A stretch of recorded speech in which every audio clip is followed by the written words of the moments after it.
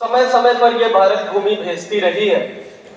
इस भारत भूमि को यहाँ पे हुए अवतारों, यहाँ पे आए गुरुजनों, यहाँ पे हुए वीर पैगंबरों की वजह से देवता भी नमस्कार करते हैं।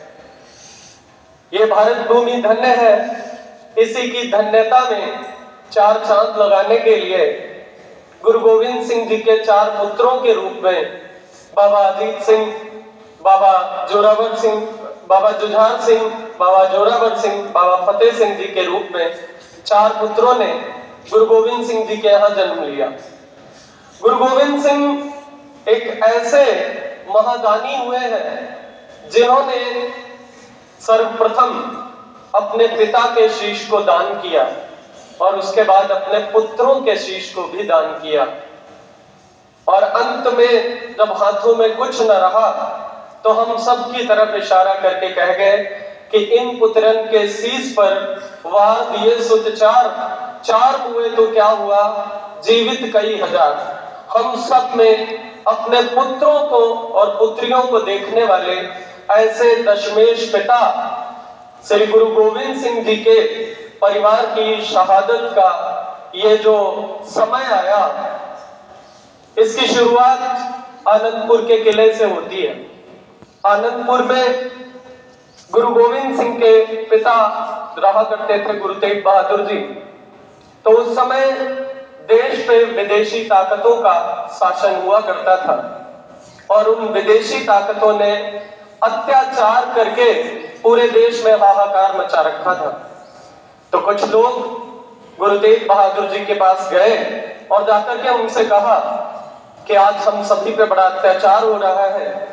गुरु गोविंद सिंह उस समय, जो कि गोविंद राय हुआ करते थे, मात्र 9 साल के थे। 9 साल की अवस्था में अपने पिता के पास बैठे हुए हैं और लोगों ने आकर के कहा कि पिताजी हम बड़े परेशान हैं। तो उन्होंने कहा इस समय इस परेशानी को दूर करने के लिए किसी बड़ी शहादत की आवश्यकता है।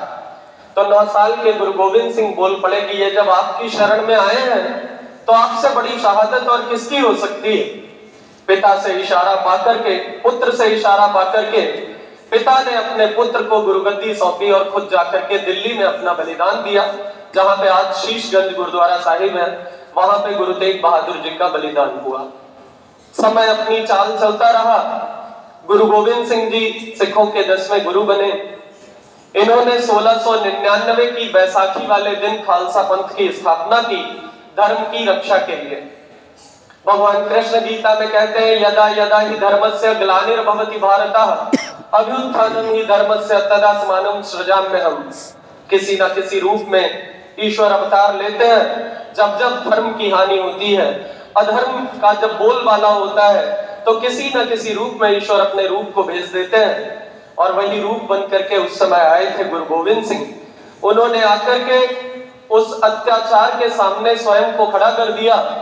और जब बात कुर्बानियों की आई तो एक नहीं, दो नहीं, अपने पूरे परिवार को इस देश, धर्म, संस्कृति की रक्षा के लिए अपने पुत्रों को, स्वयं को, अपनी माता जी को, अपने पिताजी को, अपनी पत्नियों को, सब कुछ इस देश और धर्म की रक्षा के लिए न्यौछावर कर गए। ऐसे दिवसों को मनाने का, ये वीर बाल दिवस मनाने का हमारी सरकार ने जो फैसला लिया, वो सिर्फ इसलिए कि हमारे नन्हे मुन्ने बालकों के अंदर वीरता का भाव पैदा किया जा सके।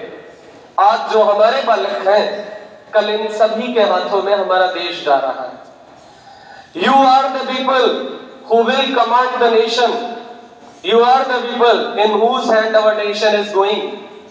तो आप लोगों के अंदर वो जज्बा होना चाहिए कि हमारे देश की तरफ अगर कभी किसी की आंख उठे तो उस आंख को निकाल लेने का, हमारे देश के खिलाफ अगर किसी की जबान चले तो उस जबान को काट लेने का, हमारे देश की तरफ अगर किसी का हाथ उठ जाए तो उस हाथ को काट लेने का हौसला हमारे अंदर पैदा हो जाए।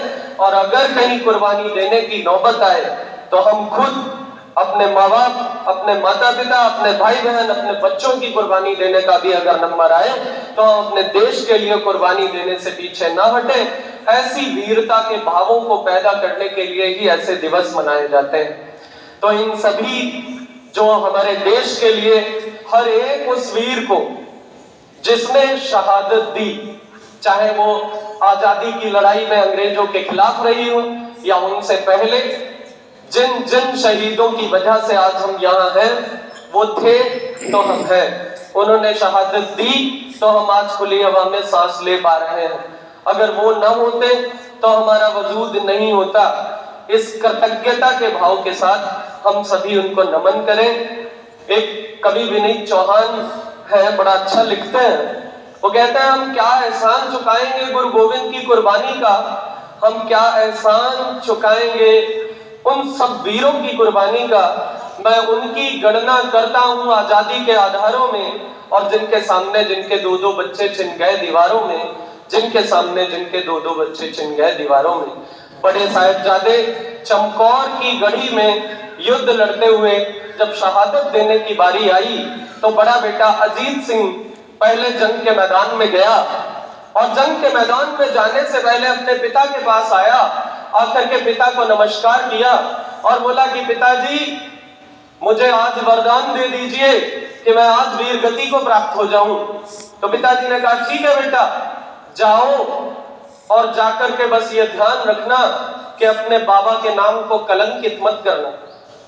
तो अजीत सिंह ने वहां पे अपने पिता से कहा कि पिताजी, अजीत हूं, मैं जंग में जीता ना जाऊंगा, और जीता जो गया तो फिर जीता ना आऊंगा, कि अगर किसी ने हरा दिया तो फिर मैं जिंदा वापस नहीं आऊंगा।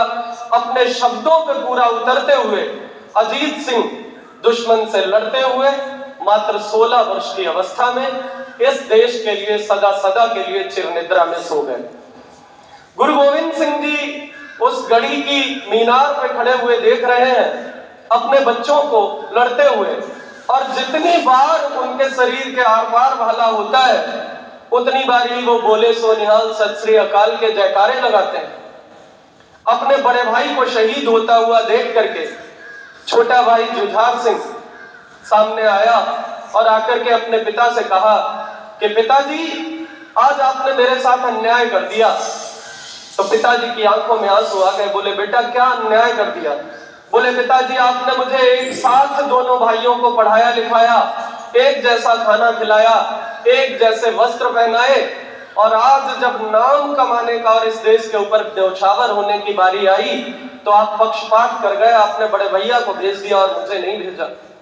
अपने दूसरे बेटे को भी सीने से लगाया, तैयार किया, वस्त्र पहनाए और आशीर्वाद दे दिया, तुम जुझार हो, जाओ और रण में जूझ मरो। दूसरा बेटा भी पिता के सामने जंग के मैदान में चला गया। सामने 10 लाख की फौज है और इधर लड़ने वाले मात्र 40 सिंह।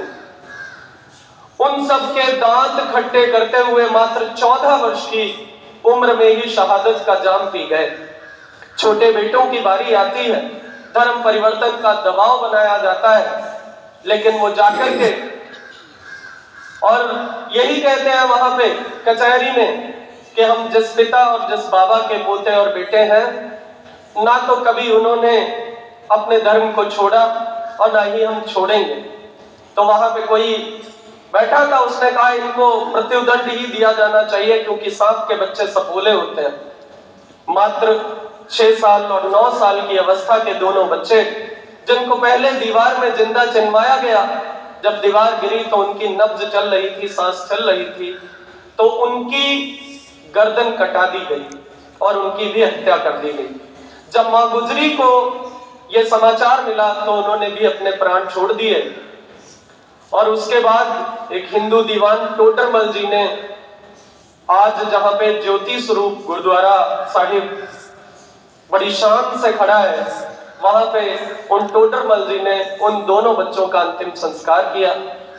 शहादत की ये गाथा इतनी लंबी है कि इसके लिए अगर 24 घंटे भी मिले तो वो कम पड़ जाएंगे, लेकिन समय की अपनी सीमाएं हैं। तो मैं एक बार पुनः आप सभी से आह्वान करता हूं कि अपने अंदर बस उस भाव को पैदा कर लीजिएगा कि हम इतना अनुशासित और इतना शानदार जीवन जिएंगे कि अगर हमारे देश के लिए हमें मर मिटने का मौका मिल जाए तो हम उसमें गर्व महसूस करेंगे। और हमेशा अपने अंदर एक भाव रखिएगा कि देहु शिवावर मोह एहे, शुभ कर्मंते कबहू न टरूं अरिस्यों जब जाए लरूं, निश्चय कर अपनी जीत करूं, निश्चय कर अपनी जीत करूं। इस देश के लिए ऐसे भावों को अपने अंदर में रखिएगा। इसी के साथ मैं अपनी बात को विराम देता हूं और बार बार मैं उन वीर शहीदों को प्रणाम करता हूं और साथ ही प्रणाम करता हूं अपनी इस मां भारती को, जिसने अपनी कोख से एक नहीं अनेक ऐसे अनगिनत हीरे पैदा किए हैं जिनके नाम भी लेने के लिए कई दिन चाहिए। तो बार बार इस भारत भूमि को, इस भारत भूमि के वीरों को, उन सपूतों को नमन और एक बार पुनः उन सभी को सच्ची श्रद्धांजलि। बहुत बहुत धन्यवाद आपका।